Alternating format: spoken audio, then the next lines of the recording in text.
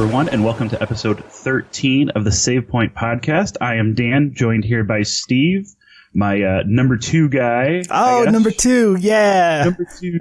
Thank you, number 1. So, well, what's that Austin Powers joke? Let me introduce you to my number 2.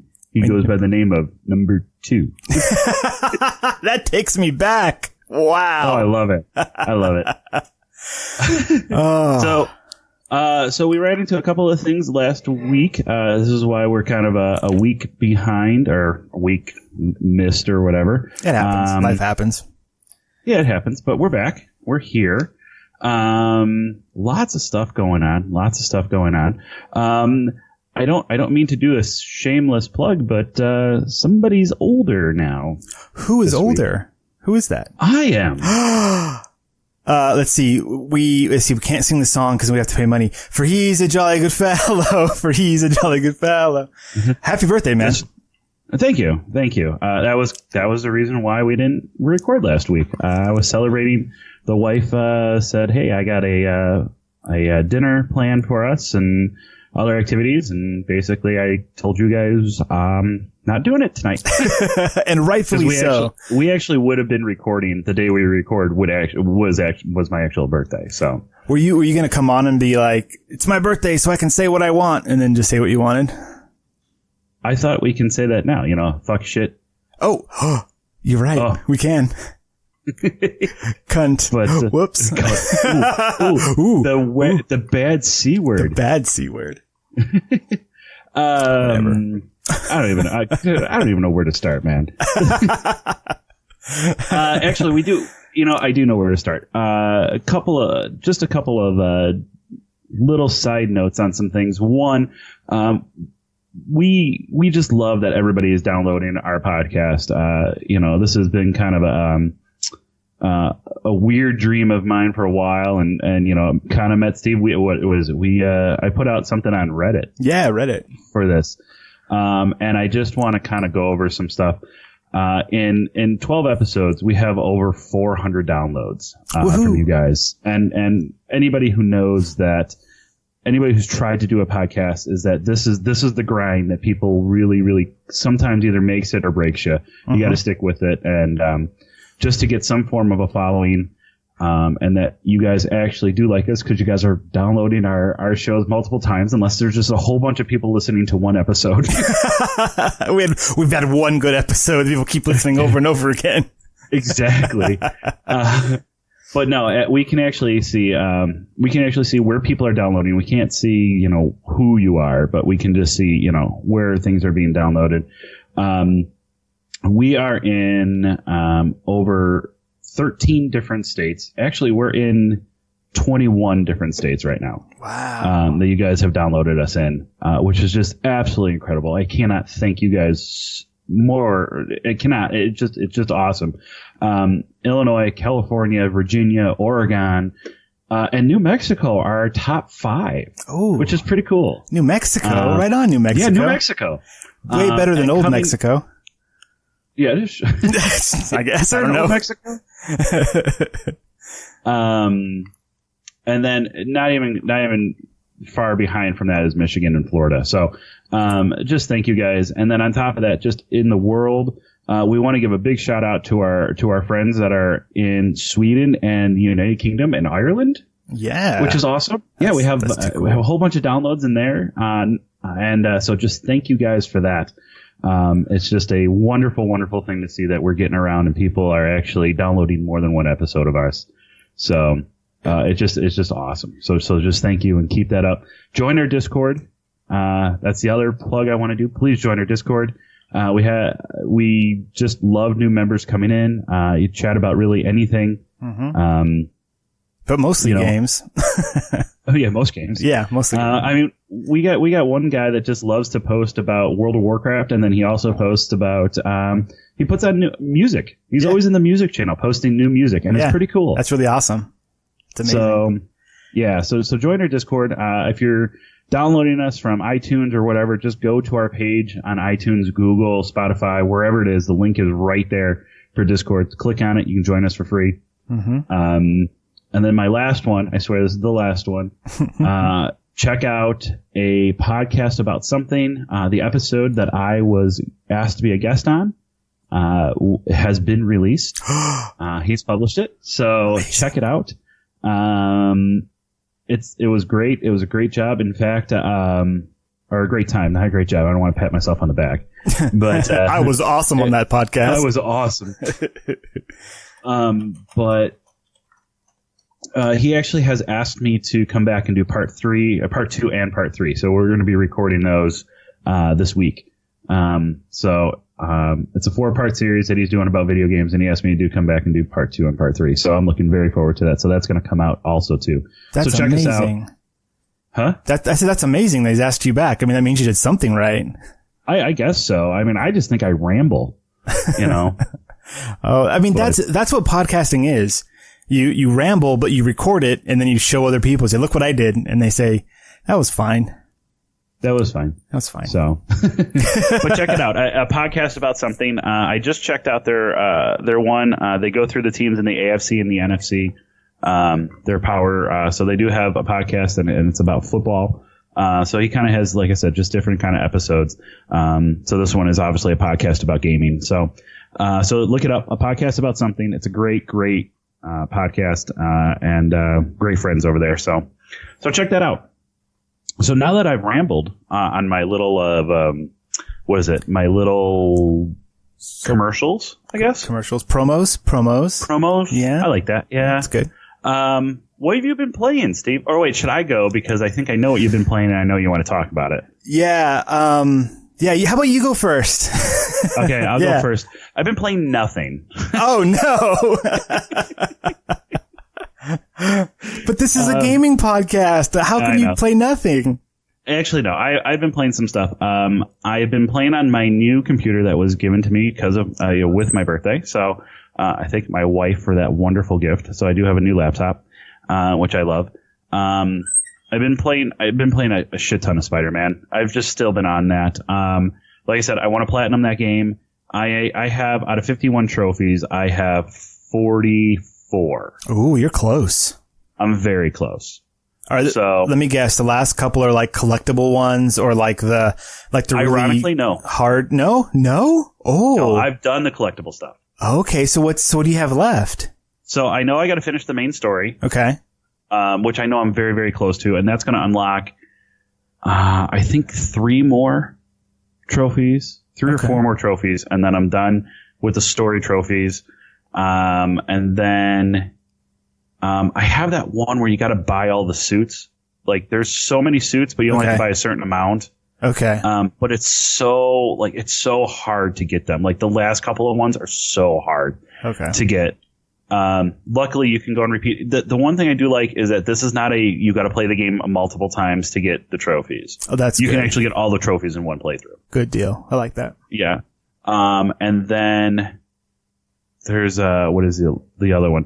Oh, and then there's you have to do the districts. Mm-hmm. So you have certain districts, and then each one of those districts has a laundry list of things to do. Sure. So there's one to finish all the crimes in one district, or finish one district, and then you got to finish all the districts. Okay. All right. So that's what I'm working on right now. I'm working on those final little bit of things in those last districts.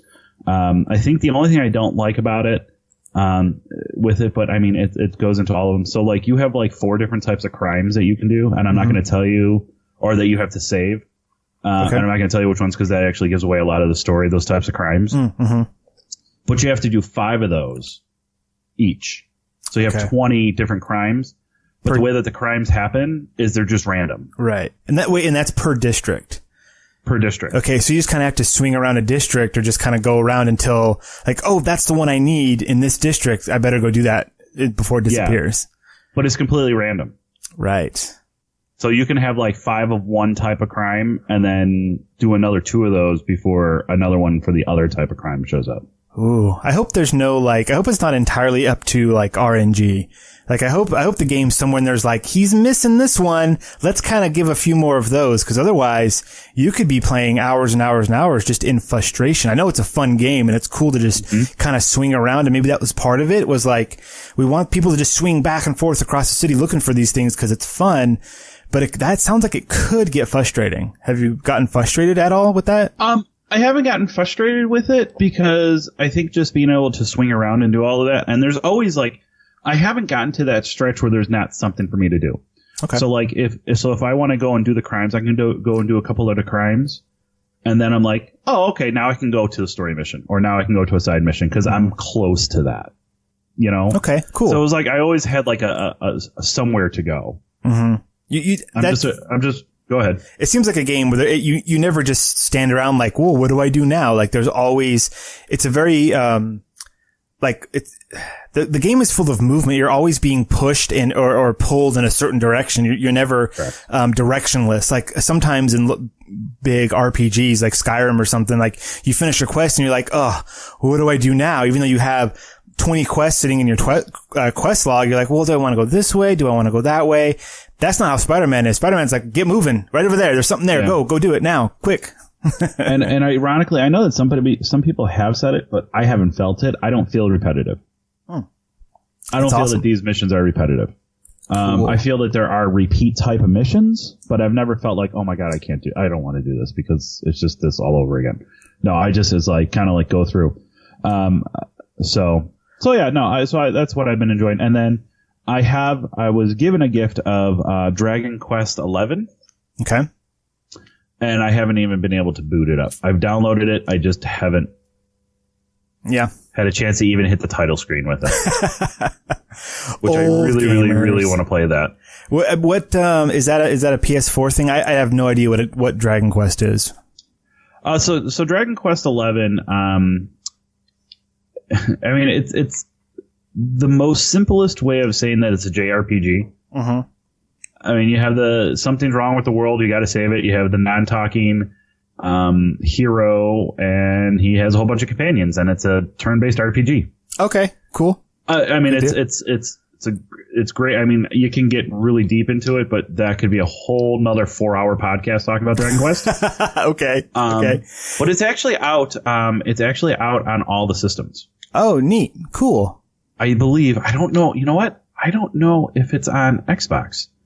It might not be. Xbox, from things in the past, there are some more Japanese or Eastern type games that they don't get just because the fans aren't there. Just like the PlayStations and the Nintendos get more of that stuff because that's their land. Actually, no, I was right. It's not on Xbox. It's on Nintendo 3DS, PlayStation 4, Microsoft Windows, and Nintendo Switch. Whoa, it's on Windows, but it's not on the Xbox. It's on Steam. You can buy it on Steam. Okay, that makes sense. But no, so I mean that's what they're saying is PC. That's what it means by PC. Okay. You can get off. Yeah, you can get it off of Steam. That makes sense. From what I'm hearing, is that if you like a good turn-based, long-ass RPG, Dragon Quest. Cool. Awesome. So keep that one in your think bank, in your rainy day bank. My what's the there's a subreddit, Patient Gamers. Have you been there? No, I haven't. Oh, it's a subreddit, just Patient Gamers, and it's just people that are like, yeah, I'm going through my backlog. I just played Skyrim for the first time. Here's what happened. You know, it's just people that just, you know, like us who have kids and jobs and we can't game 23 hours a day like we used to. I miss those days. Speaking of that, and I know that this is completely off subject, my little girl has gotten to the point where it's either she wants to play with me or she's going to try to get my attention in very, very cute ways from me playing the game.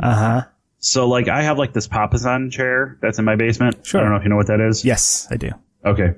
For people that don't, a Papasan is basically a basket that sits on a holder, and you can move it into different ways where you can lay on it, you can set it up, and it's a big, huge cushion, and it's great, and you can fall asleep in it, and I've fallen asleep in it way more times than I should have. Well, she's gotten to the point where she crawls up, and she'll sit with me, and then I give her controller, because we have a PlayStation 3 controller that doesn't attach to anything, it's completely dead. Of course. So she'll either try to play, or she'll not want to play, get my attention, and by doing that, she will grab my beard or grab my chin and move my head to look at her. Stop ignoring me. Yeah, basically.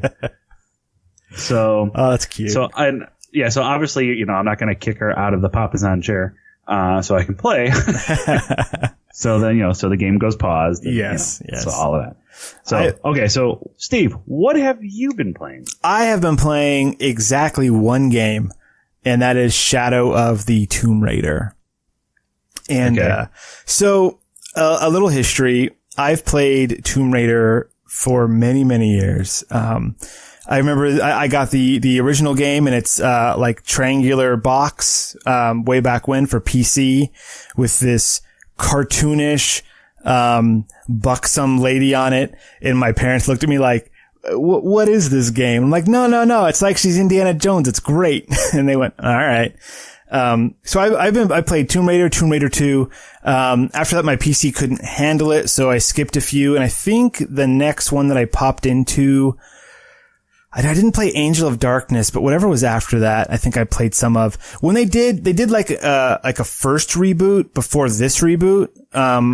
And I got that on my 360, I want to say. And I really enjoyed that. That game is when they first introduced, like rope-like mechanics, where she had like a thing that you could throw and like swing and do that kind of stuff, or like pull things down, where now it's like a bow and arrow with rope, but it was like this little grappling hook thing that she had. And that was like a positive step for the game, I thought. And then it didn't do so well, apparently, and so they decided to reboot it yet again. And so now we're on the tail end of a new trilogy of games. And I have played the previous two on PC. Wait, no, the first one on Tomb Raider on PC, Rise of the Tomb Raider, I think I just got on Xbox, and then now this one I've played on Xbox. I've had a lot of fun with it. I think they have, I have read 0 reviews on this. This was one of those things where I was like, I've played the last 2 games. It's made by the same, company and people and stuff. It's the same style. I'm just going to buy it and just, see how it goes. So I've read 0 reviews. I have no idea what the, quote professionals have said about this. So here's my take on it. I've heard kind of a mix back and forth. Okay. Some are really liking it, some aren't. So okay, and that's kind of how this new Tomb Raider series has been. There are a lot of really good things about it, and a lot of things they're just kind of like, you just kind of shrug and you're like, that was okay, I guess. Like in terms of this new trilogy, the storyline has been kind of like it's fine. It's nothing, it's not as epic as it wants to be, or as it's trying to be. And so the story just kind of goes through its paces, and you can kind of figure where it's going, or you don't care where it's going. Level design, I think, has been a real high point. They've taken the 3D space and what the new game engines and the new computers and Xboxes and stuff, and what can be done now is pretty impressive. Especially this one where you're in a Peruvian jungle for most of the game, and it looks like a jungle. It's not Uncharted. Uncharted looks real. This looks like a video game still. So it's not to that extent, yet it's better than like a couple of fronds and a palm tree that you would have seen from the original, Tomb Raider games way back in the 90s. So it looks really good. Every game. Can I ask, how are the jiggle physics? The jiggle physics are non-existent. I haven't seen a single jiggle. Oh, really? No, yeah, just because, that's our thing. I'm telling you, I was looking for the jiggle physics. They did not include the jiggle physics at all.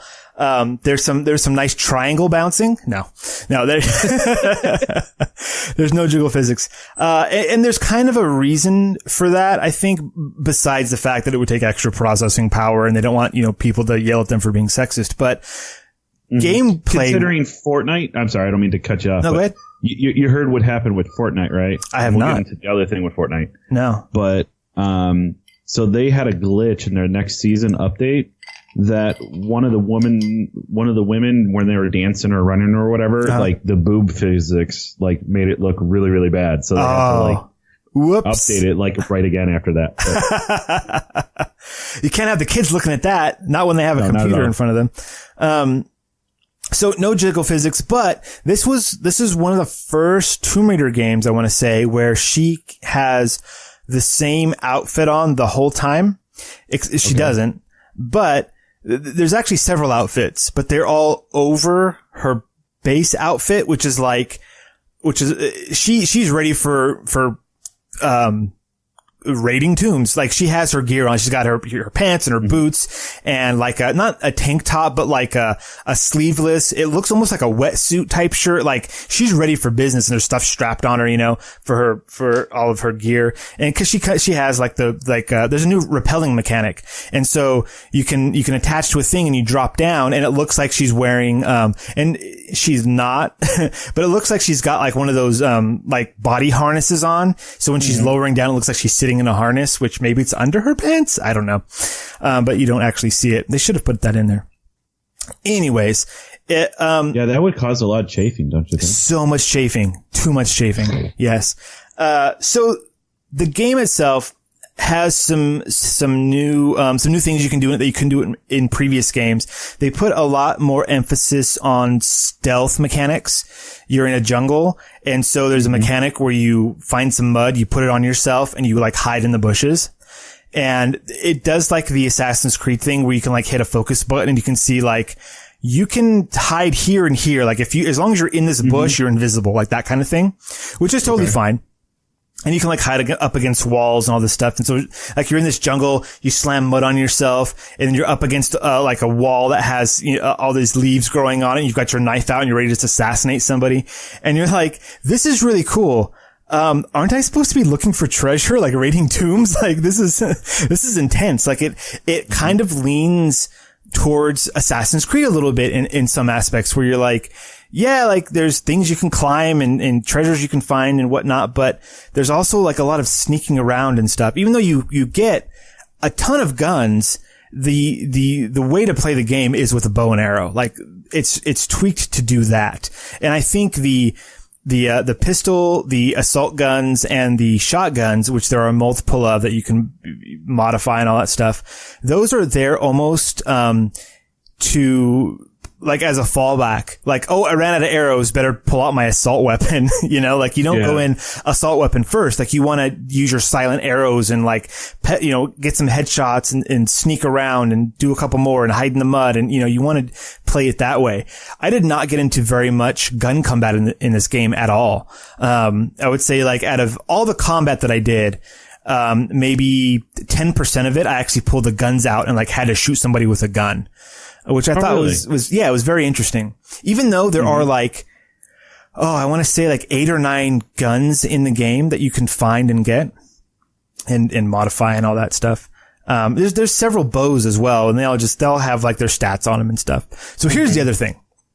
They kind of went, again, I'm pulling out the Assassin's Creed thing. They went Assassin's Creed Origins a little bit, where they started, it went RPG super light, where every weapon has stats on it. You have these pieces of armor that you get. It's not really armor, but it's clothing. There's this new mechanic where you can find crypts where you push open the sarcophagus, and then you get a piece of clothing that you have to repair, because it's like, so you have to spend some resource on it. And then you have some gear, like some, Peruvian jungle gear. And it has like a short little story, like, oh, this is from this warrior, and, blah, blah, blah. And then like, plus to stealth, or get extra, resources when you harvest, or, all these things. And it's always 2 pieces. There's a body piece and there's a leg piece, and you can mix and match them, which is really cool. So if you wanted the stealth top, but like the pistol bottoms, if you want to say, like, the bottoms or whatever gave you better for ranged combat with a pistol. Like, okay, fine. Okay, yeah. So you can mix and match, or like, oh, okay, I know I'm going to go in this area and I'm really low on resources, so I'm going to put on the clothes that give me like bonus to resources before I go there. Or I'm going to go hunt animals, and this one's really good for hunting animals, so I'm going to put that one on first. And so in a world now where Spider-Man exists, this was a bummer.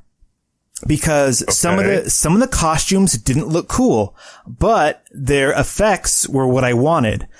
So in a post Spider-Man world where they're like, here's a cool suit, here's the thing that it unlocks, and they are no longer attached to each other. Right? You can wear a different suit, but with the ability, or you can keep this suit on, and this ability is no good, so I want to use this other ability with the suit. That's good. That is a good step to go in. Tomb Raider Absolutely. did not do that. So I found myself wearing costumes or these clothing that I really didn't necessarily like to look at, but it was better for gameplay, which, not the best. That being said, it's not that they look stupid or anything. It was like, oh, I just unlocked this really cool one. I want to wear this cool one I just unlocked, but the stats on it I don't care for at all. Okay, so I'm going to go back to the other one. Now for some more pros. In previous Tomb Raider games, you have your main storyline. And by previous, I mean the last two in this trilogy. You have your main storyline, and as you're going along your main storyline, as you're cruising around the world, solving puzzles and getting from point A to point B, doing combat, you would come across tombs. And tombs are essentially side quests where here's a door, it's painted special so and you can choose to go down there and do a thing, solve a puzzle, get a reward, and come out if you want to. And you're playing a game called Tomb Raider, so raid the tombs. It makes sense. It totally makes sense. Now, unfortunately, in the past games, it was a bit of a nuisance because you would go in, and if the puzzle was fun, it was a good tomb. If the puzzle wasn't fun, it was just like, I just spent, 20 minutes doing that. That's a bummer. Because at the end, all you got was an unlock for your weapon, or a weapon piece or something, so that you had to collect all the pieces before you could upgrade your weapon, that kind of thing. Okay. This game, what they did is that at the end of every tomb, you unlocked one of your skills. So the game has this huge skill tree where there are, combat, stealth, and crafting are kind of the three main ones. And on each one of them, the ones on the inside cost 1 skill point and they cost 2 skill points. The ones on the outside cost 3 skill points. And then a bunch of them are just blank and are with a little lock with a tomb behind it, a little tomb symbol. You can only get those special skills by finding them in the tomb. That made me want to do every single tomb I came across because I wanted to know what that special skill was. And it was totally awesome. Because even if the puzzle to solve wasn't that fun, I knew at the end of it, I was going to be rewarded in a positive way. I knew I was getting a skill unlock at the end. And the skill unlocks were cool. They weren't just plus 5% melee. No, it was now you can do this crazy move with your bow up in a tree. It's you can hang people from a rope and do a special assassination takedown. And there's no other way in the game to unlock that. It was just by doing this tomb, getting to the end and then unlocking it. And so because of that, every single time I came across it, I would go into a new area going, okay, where are the tombs at? I need to go raid these tombs immediately because I want to unlock the cool stuff. And so I would put the main storyline on hold so I could go and do, find the tombs. There were tombs, there were crypts, and then there were sarcophagi to find. So they kind of came in 3 different flavors where at the end of a tomb, you got a skill unlock. At the end of a crypt, you usually just got some cool resources, or maybe you would get, you might have gotten a clothing piece. And then the sarcophagus, you always got a clothing piece. Mm-hmm. So that was a positive way that they changed the game. You didn't just get here's a part for your gun that maybe you like or don't like playing with. No, here's a skill, here's a cool thing that you can do in the game. Something else that they added, and this is the last time where I'll just talk straight for 10 minutes. The last thing they added. No, I'm just sipping on what I'm sipping on, just listening to you. Sip and listen. You have a heavenly voice. Oh, thank you. So, now I'm going to talk like this now.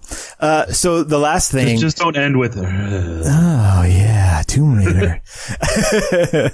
So the last thing, this game has legitimate side quests.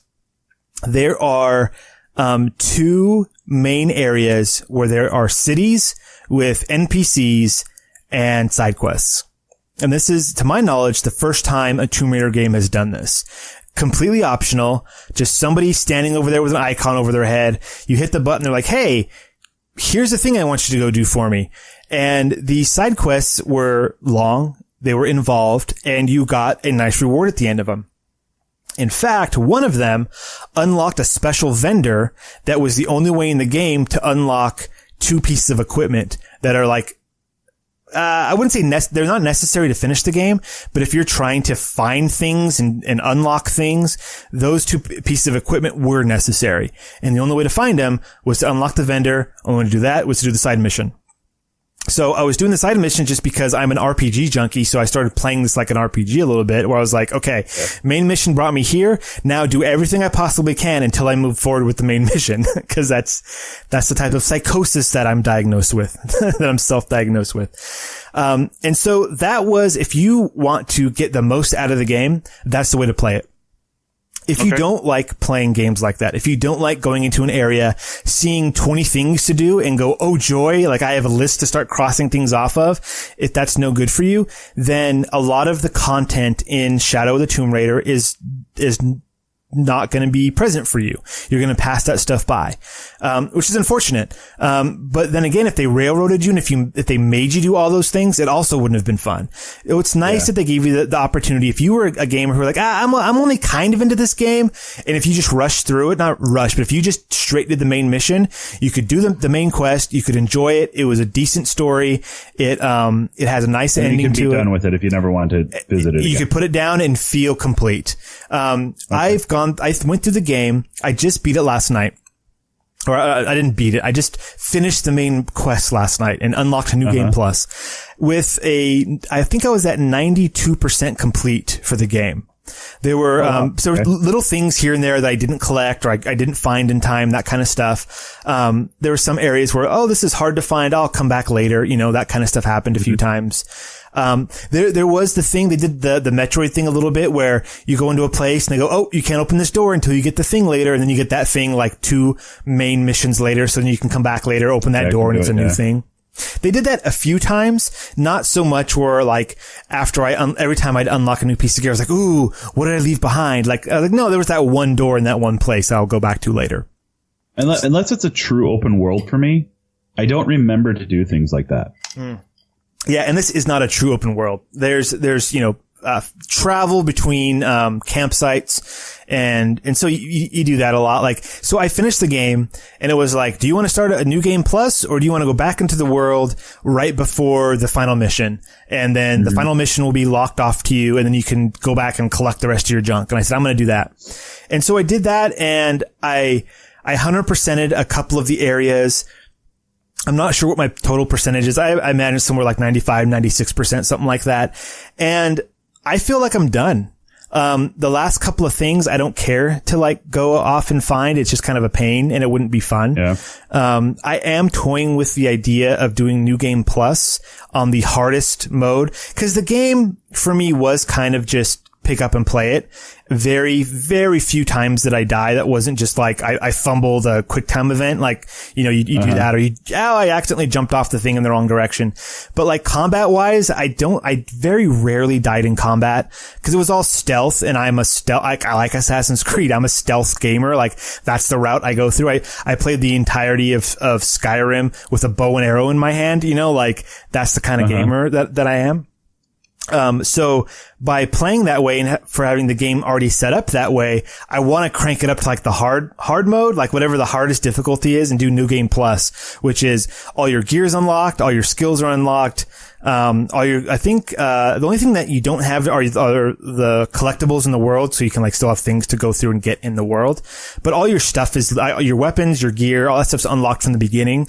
So, will be like zero backtracking. You can just go into an area, suck up all the goodies and then move on to the next area.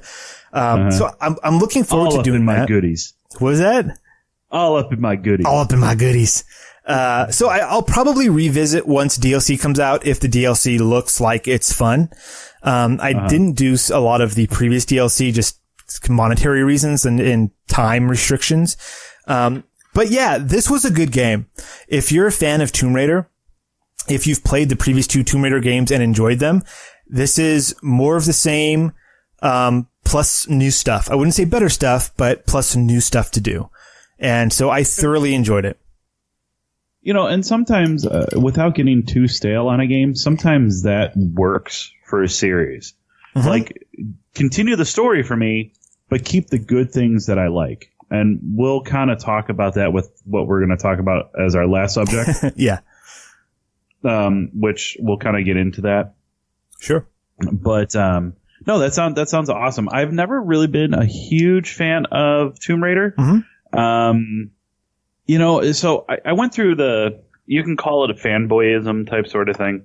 And I know that on the show we're usually really PlayStation heavy on a lot of things sometimes. Mm-hmm. Or I don't know, a couple episodes have been. Sure. Which we've kind of covered. It's hard because there's really nothing come out of the Xbox camp that's not multi-platform. Yep. I mean, really, what has? Sea of Thieves.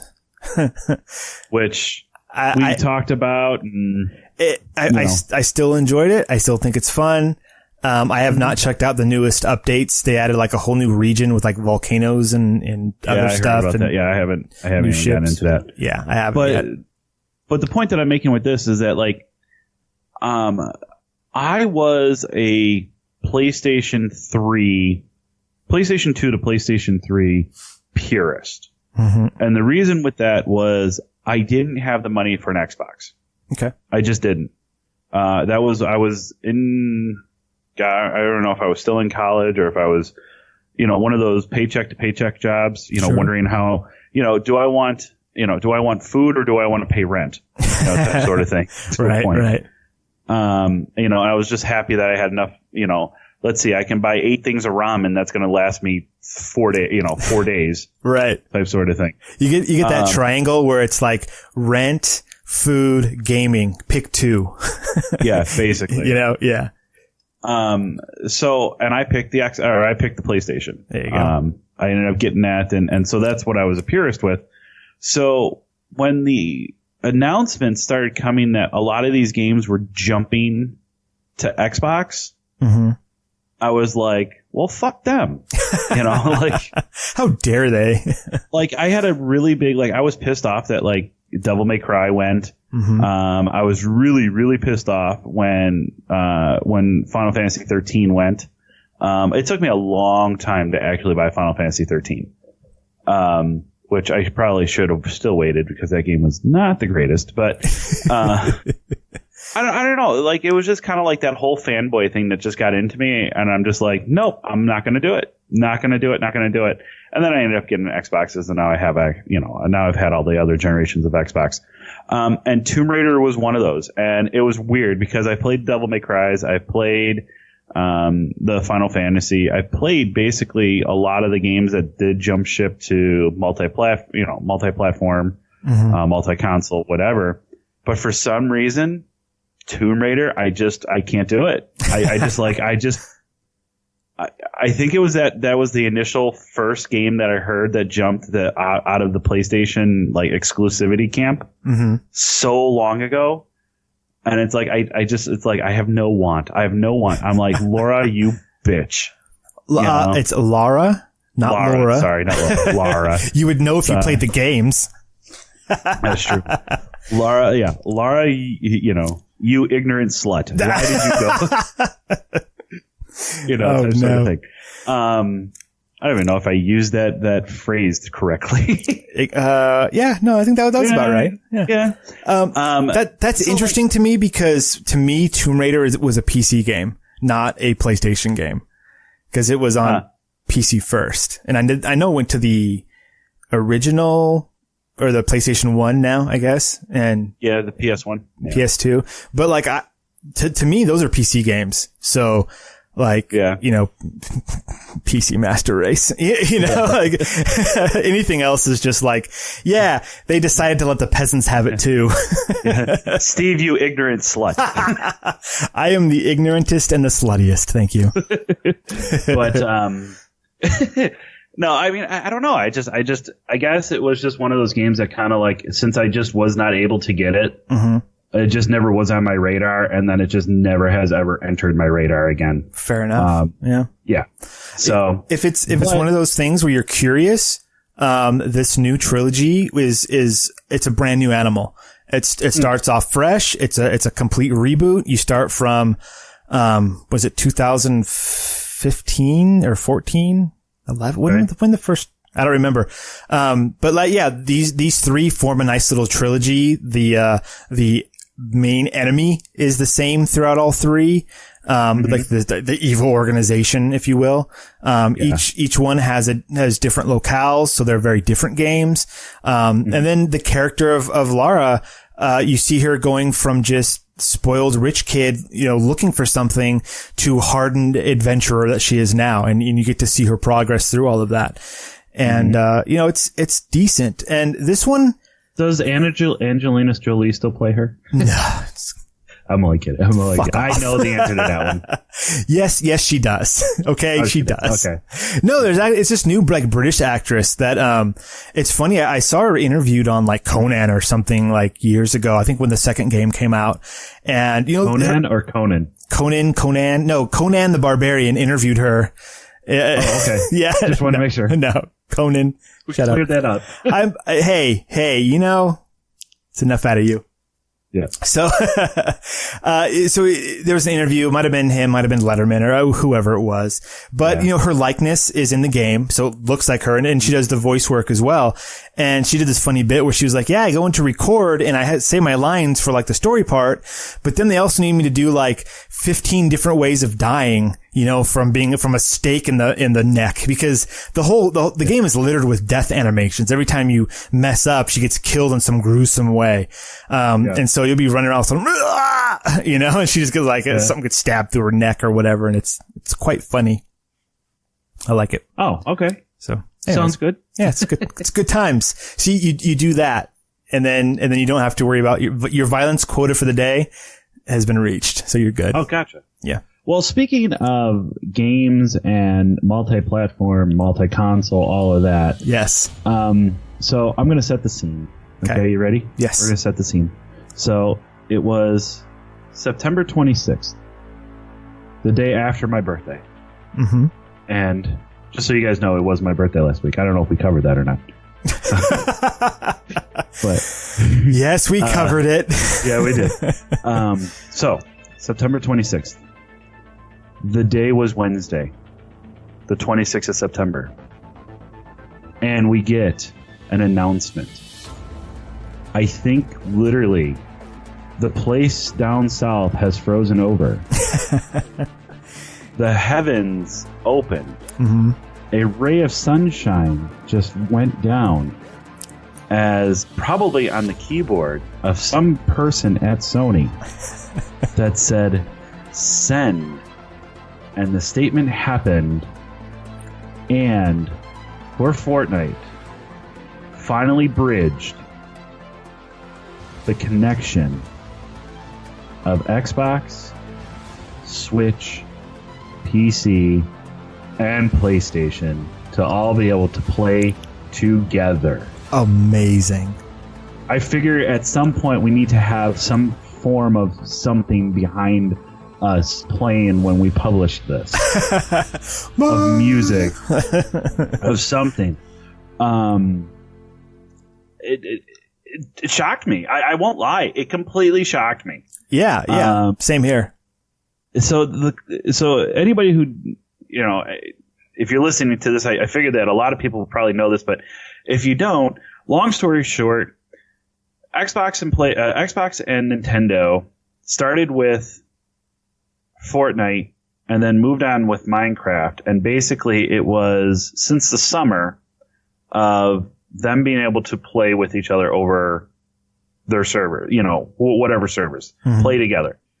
And PlayStation came out with a statement. Basically, Yoshida came out and said, PlayStation is always going to be the best place to play games. So, done. Paraphrasing, however it was. It's not a direct quote, but that's basically what he said. Sure. So, PlayStation basically said, no, we're not doing it. Well, the world went crazy and started beating up on PlayStation.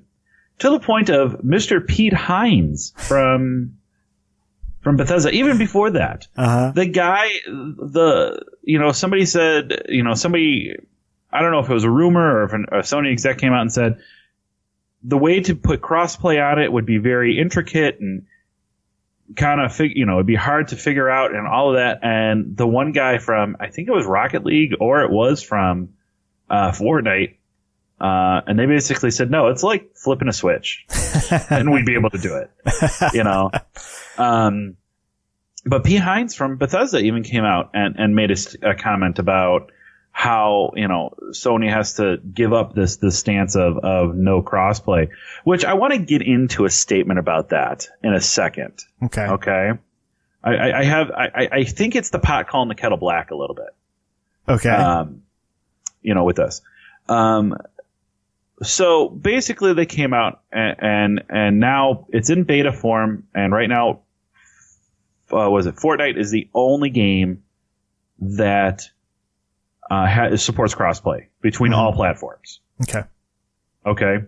Rocket League, which everybody knows that was going to be the next game. Rocket League has said that that's coming soon. Okay, great. Okay. So right then and there. So there's a thought of being able to have these crossplays. And in fact, my buddy Mike that was on a couple of episodes ago, him and I have had this 13-year-long debate of which console is better. And we basically wrote on the Discord, we're like, what are we going to argue about now? Because if it plays on both and we're going to start seeing games on both, I mean... Doesn't matter anymore. Doesn't matter. So we started kind of talking about what some of the games that would be great. And we're like, well, what if a Halo actually made a crossplay jump? Ooh. That would be awesome. Considering that series is struggling a bit. Yeah. Just a bit. Yeah. I'm not saying that it's sunk or tanked or anything like that.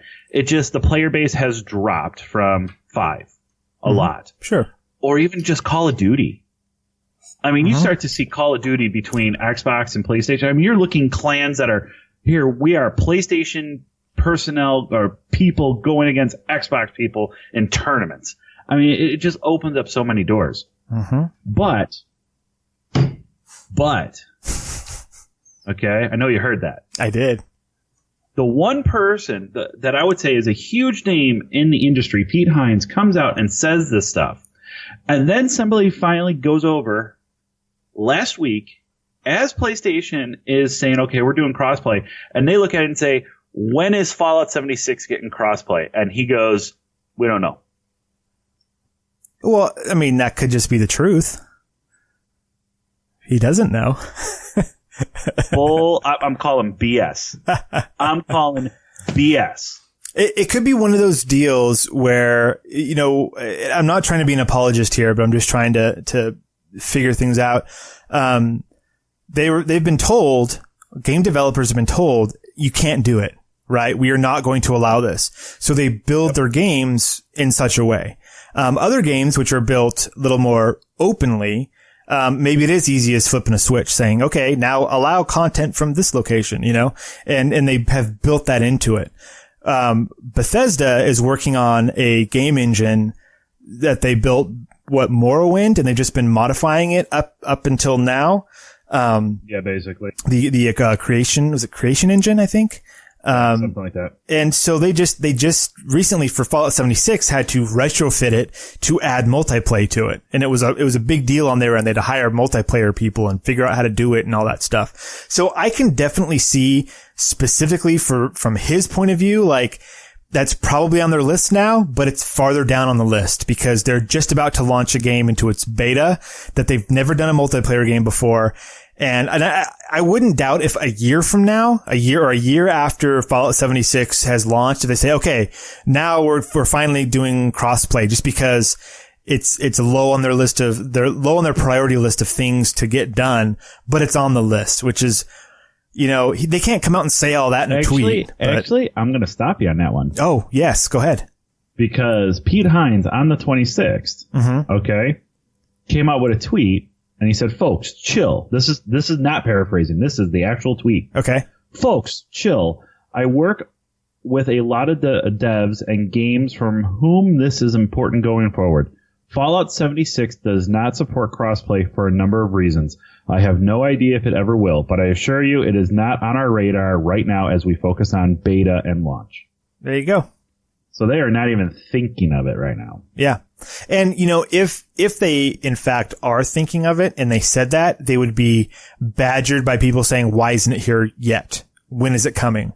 It's safer to say, It's not on our radar. You know, if we get to it, we will. Even if they are viciously working on it right now, they can't say that because then that's what the conversation will turn into. And that's not like they're about to launch this game. They don't need the conversation to be, why can't you play with, you know, these two consoles together? Like they need the conversation to be elsewhere right now. So that makes total sense to me. And even if it never does, I can see it. It's fine. But I think the thing that I'm kind of looking at it is, you know, I understand it's Pete Hines, okay, and Uncle if it Pete. was, I don't want to say anything bad about any developers because all developers work very, very hard in their games, so I'm not going to try to compare it like that. But a lesser known developer would say something like that. People would be like, oh, okay, whatever. But Pete Hines is coming out and saying, you know, this crossplay is something that has to happen. And I know he's talking about it because he wants Elder Scrolls Legends to work, you know, crossplay as a necessity. That's right, yeah. But the thing that I'm looking at with that is, unless you're going to be able to back it up on your biggest IP, I mean, your biggest IP right now that's coming out of 76. Yes. So unless you're going to have something to say about that, like, is that comment warranted at that time? It's not his fight to get into. Are you saying You know what he I'm shouldn't have saying? said anything? He should have just kept his mouth shut in the conversation. Correct. Okay. Well, see, the thing that I like about Bethesda is they will come out and comment on these things. And, you know, he came out and said, and he started out with, chill, people, like he's being badgered and hounded already. Like the news just dropped that Sony was allowing one game to go cross-platform, and then everyone jumped down his throat saying, is 76 going to do it too? Oh, no. He probably has no idea. About that. I'm not even talking about that. I'm talking about the previous comment he made before they went cross-platform. Where he made a comment when Sony made that statement about how PlayStation is the best place to play. Uh-huh. Back in June or July or whatever it was. Okay. He came out and made a comment. I'm not exactly sure what the comment was. I was trying to look up what the exact comment was, but he was just like, you know, Sony, you can't deny that this has to happen. And like, basically it's like, you know, why are you taking that type of stance? So that's the comment I'm talking about. Okay. Him coming out and saying, okay, you know, Fallout 76 doesn't even support it. It wasn't even something that we planned on. Which is great, which is fine. I mean, that's their development decision. Mm-hmm. Just like they keep saying that, Elder Scrolls 6 is going to be a single player all the way. I'm calling BS on that.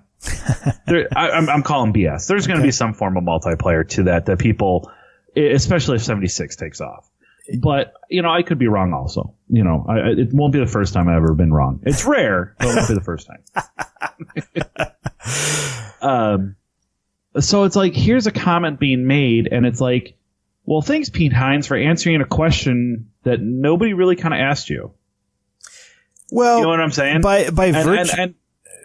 virtue of him being a game developer that has to work with all these companies, he doesn't have to say something, but if anyone's going to be part of the conversation, it should be game developers, and it should be people like that saying, you know, we can't make games for everybody if you don't want to play ball, right? Like if we wanted to make the next Fortnite, right? Like nobody, you know, whatever, whatever game it is that we want everyone to have access to because that's the way that the game is designed and that's the way it would be most fun for everybody. You're the one person who's saying no to everyone else. And that's not right. Like the console wars were fun when they happened. It was a fun bit of like, you know, people butting heads at friends, you know, oh, mine's better. Ha ha ha. You know, it was a fun time for everyone. That time has passed. That's not what people are doing anymore. People want to have large experiences with multiple people, and we don't care what device is in front of you.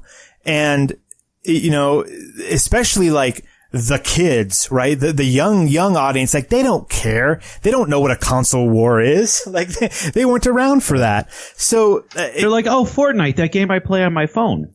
Exactly, right? The phone game. Whereas, you know, I think of it as the Xbox game and somebody else thinks of it as the PC game. You know, whatever you have. And, you know, I think to stay out of global politics, but to get into it just a little bit, moving the world towards a place where we can not have conflict and we can all just kind of get along seems to be the direction that a lot of people want to move in.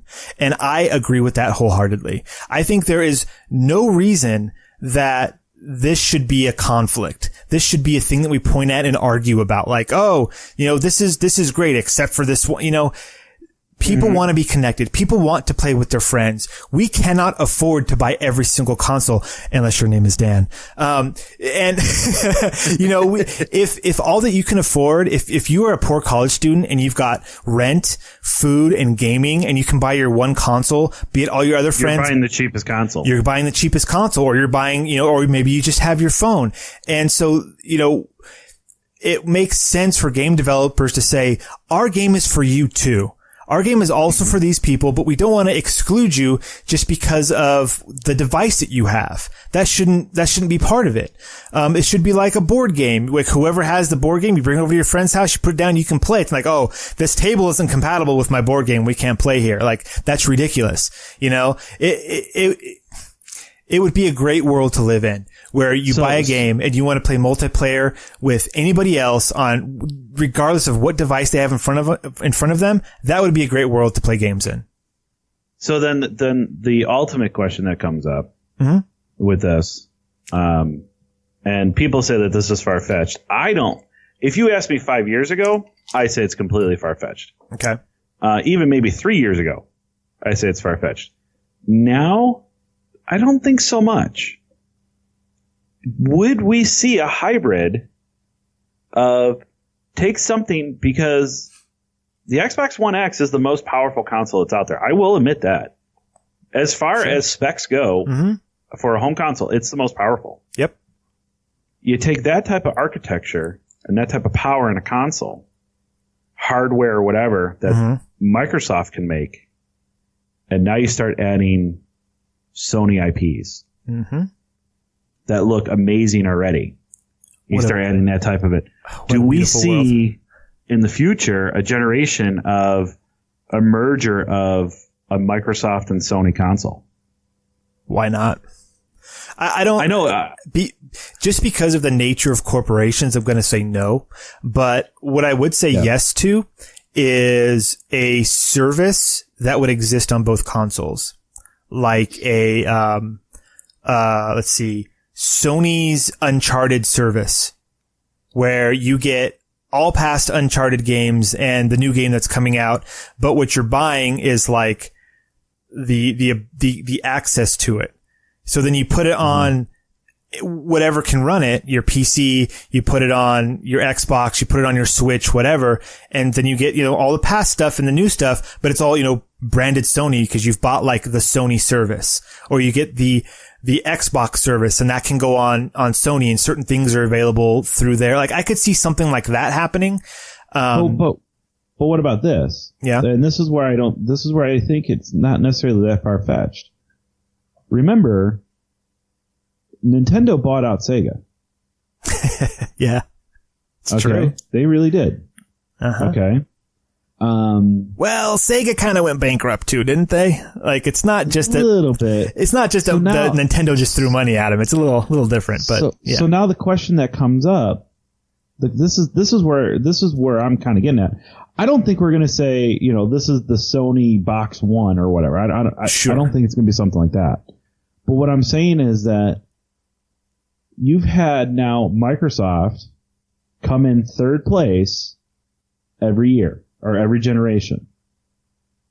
If you really look at it, the original Xbox did not sell. Xbox 360 actually is the least, does not have as many sales as PlayStation 3. PlayStation 3 has surpassed the Xbox 360 in overall sales. And then obviously Xbox One and PlayStation 4. PlayStation 4 is dominating over that. So what I'm saying is that what if Microsoft basically says, we're going to get out of the console business. Okay. We can't, we don't want to make hardware anymore. Okay. Or no, we don't want to make software anymore. Okay. We really don't want to make the software anymore. Okay. So now, but what you do is you do see this this partnership of, okay, yeah, we're going to still maybe call it a PlayStation, or we'll call it something, but your interface is going to interact with Windows through Sony. And then Sony basically comes back and says, okay, we want to do this. You put the Halo games are now going to be running on a PlayStation, on this system, which is branded together. Then you take your Microsoft, your Xbox Live, and you take your PlayStation Live, and you make that one service that you talk about. You know what I'm saying? It's yeah. I mean, for that to work, Microsoft would have to say the Xbox no longer exists as a thing, as hardware, and Xbox Live is, that's their online service. Xbox Live is what we are now. That's what Xbox is. And then whatever console wants to support Xbox Live can and gets the full game library and all that stuff. And then if Sony said, yeah, we will support Xbox Live and the games and all that stuff, I could see that happening if Microsoft, for whatever reason, decided we're out of the game. We don't want to do this anymore. I could see something like that happening. Sure. I mean, because if you really think about it, what's really inside of these consoles? NVIDIA chips, computers. They're all computers. Yeah. So I mean, they're all getting their chips. They're just just putting different type of architecture to them. Yeah. I mean, it's basically a different processor. You got your x86 in the PlayStation. And then you got the the Xbox One X chip. Yeah, I don't even know what it's called. The Xbox One X, whatever that's called. I mean, that's really what you're thinking about. I mean, that's really what it is. I mean, it's just a question of emulation at that point. Basically. Which, at a certain point they said, we can't get the 360 games to run on the Xbox One. And then they said, you know what? We figured it out. And now the Xbox 360, menu system, like all that is now emulated in the Xbox One. And so, they can just do that now. And then because the 360 could emulate original Xbox games, that gets wrapped in there as well. But I'll say two other companies that people never thought would ever happen. What's that? Once again, it is a bankrupt thing. So I think that's a big thing that does it, and it's completely off subject, has nothing to do with video games. But what company bought out one other company that never thought it would ever happen? And I'm going 20 years ago? 15 years ago? Think television. Think Monday night. I don't know. I don't know. Are you ever a wrestling fan? No. Oh, like the WWF thing? The WWE buying off WCW. Okay, sure.